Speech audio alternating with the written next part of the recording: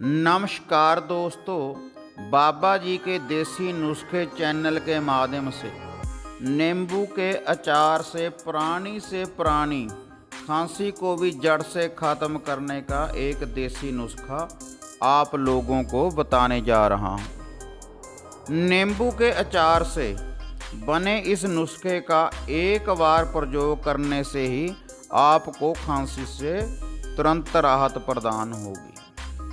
नींबू के अचार से तैयार इस दवा का इस्तेमाल हम कई वर्षों से कर रहे हैं। अब इस दवा का लाभ ज़्यादा से ज़्यादा लोग उठा सकें, इसलिए सभी भाई बहनों से निवेदन है कि अगर हमारा YouTube चैनल जिन्होंने सब्सक्राइब नहीं किया वे कृपया सब्सक्राइब कर लें और घंटी का बटन दबाना ना भूलें और वीडियो को ज़्यादा से ज़्यादा शेयर करें ताकि इस घरेलू नुस्खे का लाभ सभी उठा सकें।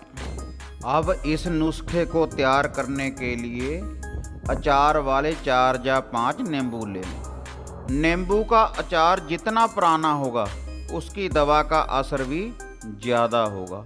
अब नींबू के अचार को चपाती बनाने वाले तवे के ऊपर रखकर जला लो।